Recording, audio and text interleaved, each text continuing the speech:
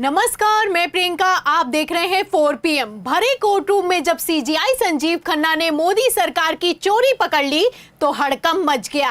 आपको बता दें कि सीजीआई संजीव खन्ना ने डायरेक्ट नायडू से सवाल करके प्रधानमंत्री नरेंद्र मोदी की कुर्सी को ही फंसा दिया है। एक तरफ वक्त पर सुप्रीम कोर्ट ने एक्शन लेते हुए अंतरिम रोक लगाई है, तो वहीं दूसरी तरफ वक्त बिल को पास करने वाले सांसदों के इस्तीफा देने की नौबत आई है। जी हां, चौंकिए मत, सच है। तो क्या नायडू ने मुस्लिम संगठनों से धोखा करके अपने ही पैरों पर कुल्हाड़ी मार ली है? आखिर क्यों टीडीपी के सांसदों में भगदड़ मची हुई है? और क्या जेडीयू के बाद अब टीडीपी में भी इस्तीफे होंगे? एक एक सवाल का जवाब हम आपको बताएंगे, लेकिन खबर में सबसे पहले सीजीआई संजीव खन्ना ने वक्त पर रोक लगाते हुए कैसे बड़ा खेला कर दिया है, खबर देखिए। खबर आप देखिए भास्कर की। देखिए, इसमें लिखा हुआ है कि वक्फ बोर्ड में गैर मुस्लिम सदस्य पर केंद्र से सवाल। सीजीआई ने पूछा, तिरुपति बोर्ड में गैर हिंदू है क्या?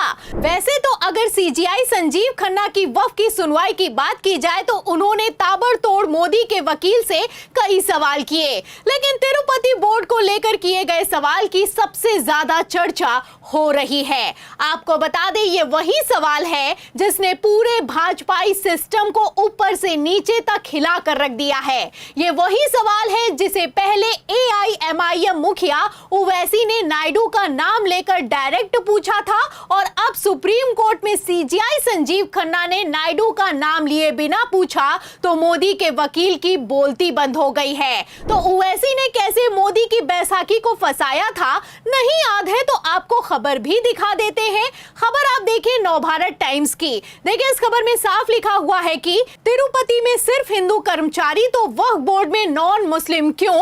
असदुद्दीन ओवैसी ने आंध्र प्रदेश के सीएम नायडू को घेरा है। आपको बता दें कि वक्फ बिल के सदन में पेश होने से ठीक पहले नायडू ने मार्च के महीने में आदेश पारित कर दिया था कि तिरुपति बोर्ड में सिर्फ हिंदू कर्मचारी नियुक्त किए जाएंगे, सारे के सारे मुस्लिमों को बाहर होना होगा। अब इसी फैसले पर नायडू बुरी तरीके से चौतरफा फंसते हुए नजर आ रहे हैं। पहले तो विपक्ष ने सवाल किया था, लेकिन अब जब सुप्रीम कोर्ट में वक्फ की सुनवाई के दौरान सीजीआई संजीव खन्ना ने सवाल किया है तो पेच फंस गया है। आपको बता दें कि मुस्लिम वोट बैंक नायडू के लिए बेहद जरूरी है।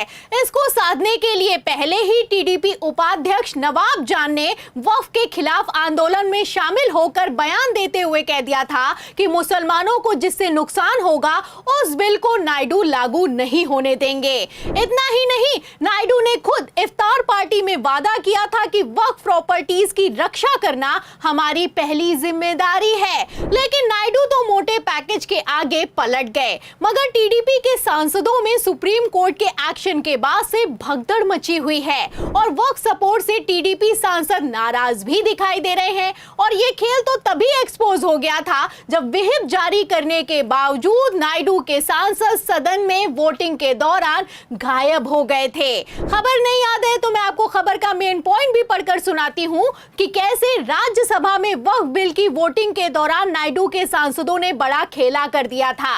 खबर आप देखिए TV9 भारतवर्ष की। इसका मेन पॉइंट यह है कि वक्फ संशोधन विधेयक पर वोटिंग के दौरान केंद्रीय मंत्री जोएल ओरम और सांसद अपराजिता सारंगी गैर हाजिर थी।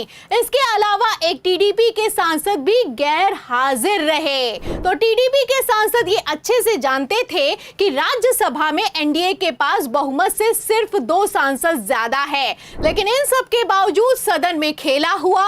अगर नवीन पटनायक के सांसद राज्यसभा में वक्फ बिल की वोटिंग के दौरान पलटी नहीं मारते तो नायडू के सांसदों ने वक्फ बिल को अटकाने की पूरी तैयारी कर ली थी।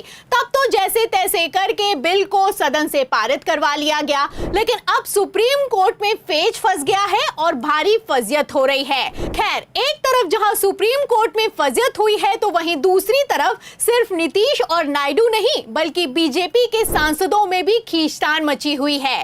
खबर है कि वक्फ बिल को पास करने वाले बीजेपी सांसद को अब इस्तीफा देने की नौबत आ गई है। चौंकिए मत, सच है, खबर भी मौजूद है। खबर आप देखिए आज तक की। इसमें लिखा भी हुआ है कि वक्फ कानून में गलती निकली तो इस्तीफा दे दूंगा, बोले जेपीसी अध्यक्ष जगदंबिका पाल। तो जिन भाजपाई सांसद को वक्फ जेपीसी का अध्यक्ष बनाया गया था, जिन्होंने विपक्ष के विरोध को खारिज करते हुए फर्जी वक्फ बिल को सदन में पेश कर दिया, वहीं जगदंबिका पाल अब बुरी तरीके से अपने बड़बोलेपन के चलते फंस गए हैं। पहले तो कह दिया था कि वक्फ कानून में अगर किसी तरह की कोई गलती निकली तो अपने पद से इस्तीफा दे दूंगा, सांसदी छोड़ दूंगा, और अब जब सुप्रीम कोर्ट ने गलती पर गलती निकाल दी है और सीजीआई संजीव खन्ना ने सवाल किया है कि सैकड़ों साल पुरानी मस्जिदों के कागज कहां से आएंगे, वक्फ बोर्ड में हिंदू भरोगे तो क्या हिंदू बोर्ड में मुस्लिम शामिल होंगे, तो मोदी सरकार के वकील की बोलती बंद हो गई है।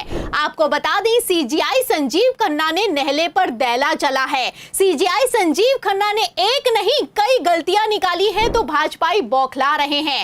एक तरफ जगदंबिका पाल इस्तीफा दो सोशल मीडिया पर ट्रेंड कर रहा है, तो वहीं दूसरी तरफ भाजपाई सांसद मुंह छुपाने को मजबूर हैं। लेकिन इन लोगों को शर्म है कि आती नहीं। सबको पता है कि भाजपाई सांसद जगदंबिका पाल अपने पद से किसी भी कीमत पर इस्तीफा नहीं देंगे, वक्फ कानून में गलती तक नहीं मानेंगे, भले ही सुप्रीम कोर्ट ने क्यों ना धज्जियां उड़ाकर रख दी हों। खैर, जैसे गुरु हैं वैसे ही चेले हैं। आपको बता दें कि पीएम मोदी ने भी इसी तरीके से नोटबंदी के फैसले को लेकर शेखी बघारी थी। बड़े मन से खड़े होकर कह दिया था कि अगर नोटबंदी में गलती निकली तो जिस चौराहे पर कहोगे उस चौराहे पर हाजिर हो जाऊंगा और जो सजा पब्लिक देगी उसे लेने के लिए तैयार हूं।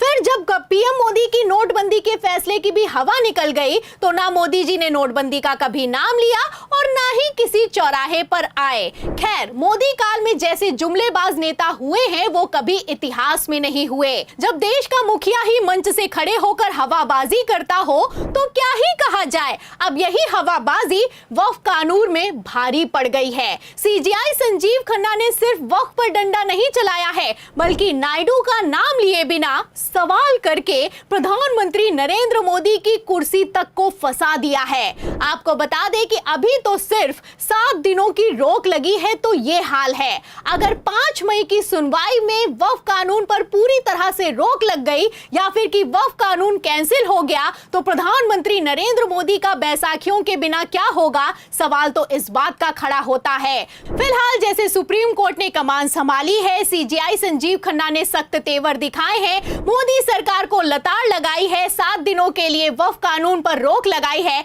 ऐसे में इतना तो साफ है कि 5 मई की सुनवाई में कुछ बड़ा होने वाला है। तो क्या होगा सीजीआई संजीव खन्ना का रिटायरमेंट के ठीक पहले का फैसला, आपकी क्या राय है? और तो और इस पूरी रिपोर्ट पर आप क्या सोचते हैं? क्या भारतीय जनता पार्टी ने अपने ही पैरों पर कुल्हाड़ी मार ली है? इन सवालों के जवाब में इस पूरी रिपोर्ट पर आपकी जो भी राय है हमें कमेंट बॉक्स में जरूर लिखें। वीडियो को ज्यादा से ज्यादा शेयर करें, हमारे चैनल को लाइक करें, सब्सक्राइब करें, ज्वाइन करें। फिर मिलती हूँ अगली खबर के साथ, तब तक के लिए धन्यवाद।